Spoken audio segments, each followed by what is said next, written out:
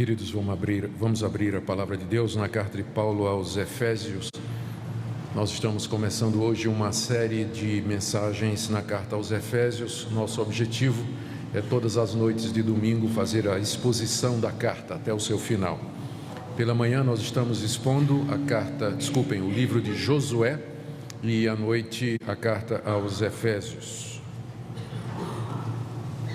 Capítulo 1, versos de 1 a 6.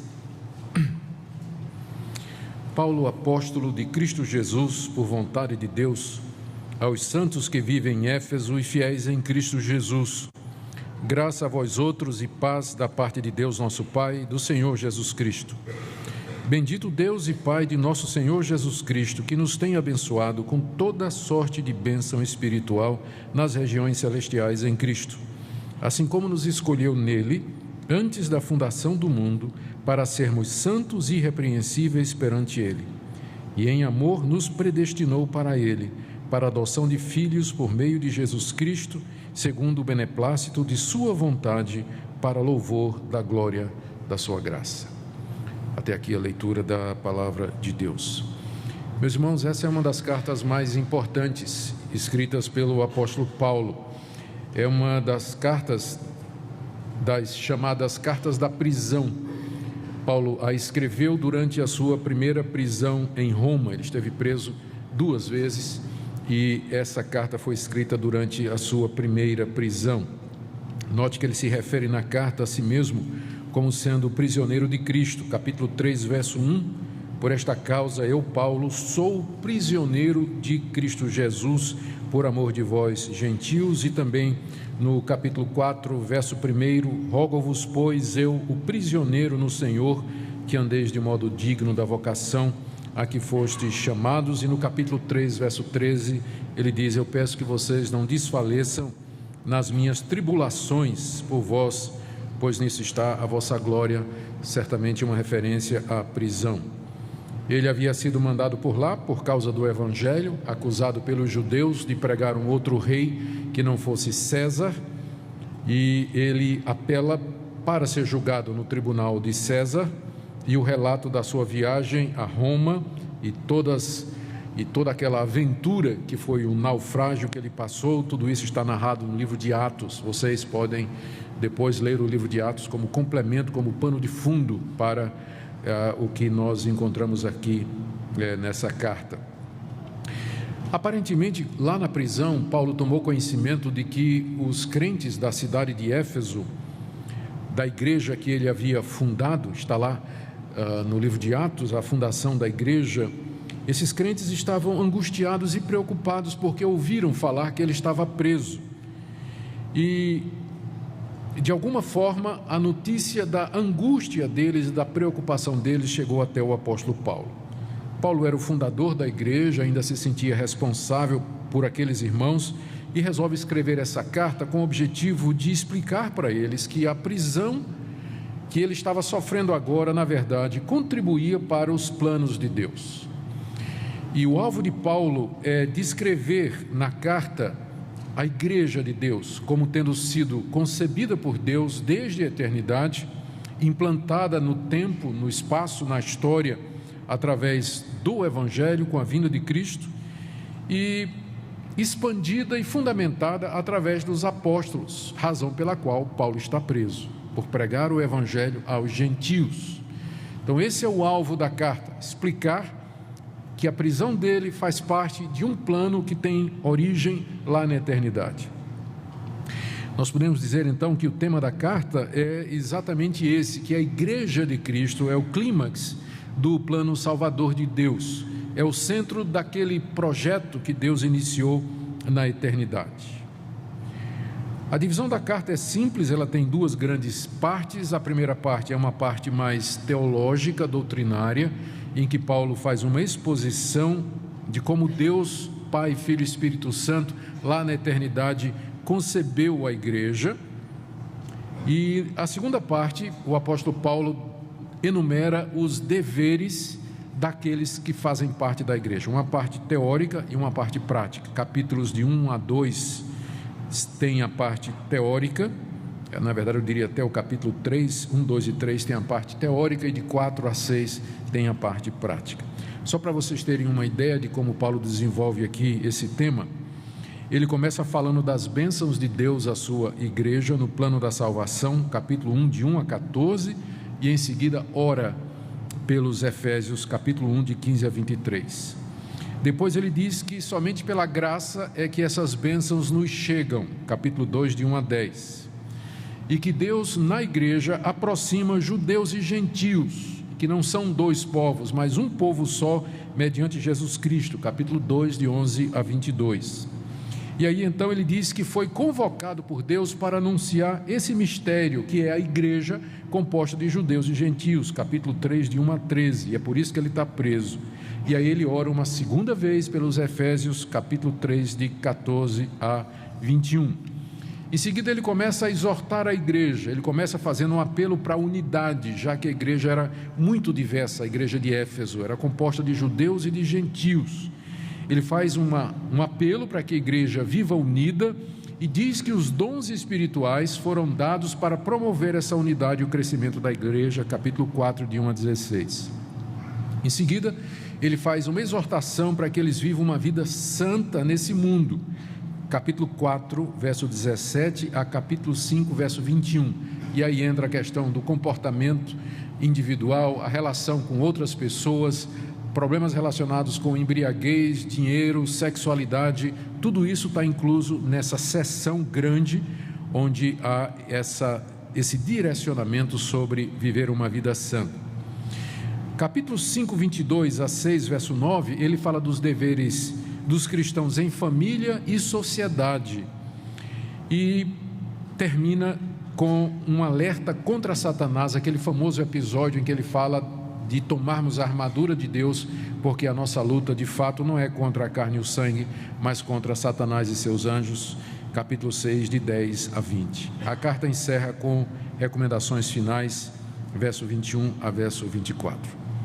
Então, essa em linhas gerais, em linhas bem gerais, o esboço da carta. Vocês veem que nós temos muito material pela frente, bom, para ser tratado. Meu objetivo é que cada vez que nós nos aproximemos de algum material, alguma passagem que nos ajuda a entender algum ponto atual de polêmica, de discussão, de questão prática, nós gastemos algum tempo com isso. A carta é muito rica e ela vai trazer, tenho certeza, bênção para nós, entendimento e instrução. Esse é o nosso objetivo. Hoje, então, nós vamos começar com a descrição que o apóstolo Paulo faz do papel de Deus Pai na história da salvação, quando ele concebe a igreja. Esse é o texto que nós temos aqui diante de nós, voltando, Efésios capítulo 1, de 1 em diante. Essa passagem que eu li, do verso 1 até o verso 6, ela é parte de uma passagem maior que vai até o verso 14. E essa parte aí, de 3 a 14, no grego, é quase que uma frase só, uma sentença só. Você nota que os nossos tradutores, pelo menos na versão Almeida que eu uso aqui, eles foram cuidadosos em notar isso, porque eles não colocaram nenhum ponto. O máximo que você tem é um ponto e vírgula. E a ideia é que Paulo começou a falar a respeito do plano de Deus, se empolgou e saiu falando sem parar, e quando ele cansou, ele termina no verso 14, ponto. Então é uma longa sentença, onde Paulo expõe a participação de Deus, ou a elaboração da igreja na eternidade. Quando nós examinamos com calma essa grande sentença, longa sentença, nós verificamos que ela foi cuidadosamente construída em torno das 3 pessoas da Trindade. Tem 3 partes aqui. A primeira é a que eu li para vocês, enfoca a pessoa do Pai e termina com a expressão para louvor da sua glória. Veja aí no verso 6, para louvor da glória de sua graça. A segunda parte enfoca a pessoa de Deus Filho, Jesus Cristo, que começa na metade do verso 6 e vai até o verso 12, terminando com a expressão, no verso 12, para o louvor da sua glória. E a terceira parte enfoca a pessoa do Espírito Santo, começando no verso 13 e terminando no verso 14, com a mesma expressão em louvor da sua glória. Então, é uma frase longa, dividida em 3 partes, cada uma delas fala do que uma das pessoas da Trindade fez com relação à igreja. E hoje nós vamos ver a obra do Pai. Se Deus quiser, no próximo domingo, veremos a obra do Filho e assim sucessivamente. Mas o que Paulo nos diz a respeito da pessoa de Deus Pai na elaboração do projeto da igreja? Eu começo dizendo que, embora a palavra Trindade não esteja na Bíblia, e essa é uma acusação que geralmente se faz contra nós, que a palavra Trindade não está na Bíblia, o conceito de Trindade é muito claro, como por exemplo numa passagem como essa, onde Paulo fala de Deus Pai, Deus Filho e Deus Espírito Santo. E vocês vão encontrar a semelhança dessa passagem, muitas outras no Novo Testamento, onde as 3 pessoas são tratadas e referidas como sendo Deus e como participando igualmente na história da redenção. O próprio Jesus, quando mandou que seus discípulos fossem batizados, disse que o fossem em nome do Pai, do Filho e do Espírito Santo. A palavra Trindade não está na Bíblia. A palavra Trindade, ela surge no século III e IV, quando os cristãos sistematizaram aquilo que está claramente exposto na Bíblia. Trindade é o nome que eles usaram para se referir ao Deus que se revela na Bíblia como sendo Pai, Filho e Espírito Santo. Não são três deuses, não é um Deus de 3 cabeças, não são 3 manifestações diferentes de Deus, mas são 3 pessoas distintas, todas elas Deus, formando não 1 mais 1 mais 1 igual a 3, mas um único Deus.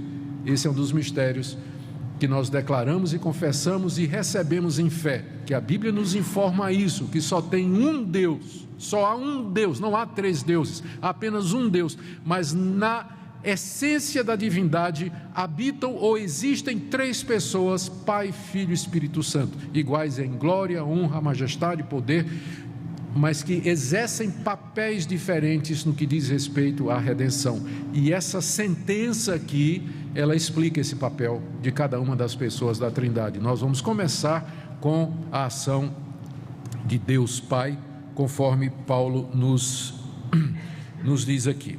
Eu vou pular os versos 1 e 2, que são o início da carta. Saudação, Paulo se nomeia como apóstolo de Jesus Cristo, identifica os destinatários, que são os santos que vivem em Éfeso, e pronuncia uma bênção sobre ele, ou um voto de graça e paz. É assim que ele sempre começa as suas cartas.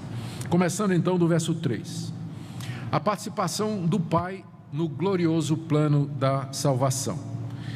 É de tal natureza essa participação que nós temos que bendizê-lo. É assim que ele começa, verso 3. Bendito seja o Deus e Pai de nosso Senhor Jesus Cristo. Ele começa bendizendo a Deus pelo que Deus fez, e aí ele enumera o que é que Deus fez e pelo que nós devemos bendizer a Deus. E tudo que Paulo menciona que Deus Pai fez está no passado, na língua grega. O Deus que nos, veja só, no verso 3, bendito Deus e Pai de nosso Senhor Jesus Cristo, que nos tem abençoado. O tempo verbal grego aqui é uma ação que se encontra no passado, embora tenha efeitos no presente. Ele é o Deus e Pai, verso 4, que nos escolheu, também está no passado. Ele é o Deus e Pai que nos predestinou, está no verso 5, também está no passado. E Ele é o Deus e Pai que nos concedeu graça, está no verso 6, para o louvor da glória de sua graça que Ele nos concedeu. Quando Paulo descreve o que Deus Pai fez, todos os verbos estão no passado, indicando que já foi feito. Já foi feito. E quando é que foi feito? Na eternidade. Antes de haver mundo, antes de haver humanidade, Deus Pai elaborou, decretou, escolheu, predestinou, determinou que as coisas fossem assim. Está tudo no passado. Deus não está mais planejando a igreja, Deus não está mais escolhendo quem vai ser salvo, predestinando quem vai ser, tudo isso já foi feito, tudo está no passado aqui, diz o apóstolo Paulo. E o que é que Deus Pai fez? Vamos um por um. Primeiro, Ele nos abençoou, de forma rica e variada. Bendito Deus e Pai de nosso Senhor Jesus Cristo, que nos abençoou, nos tem abençoado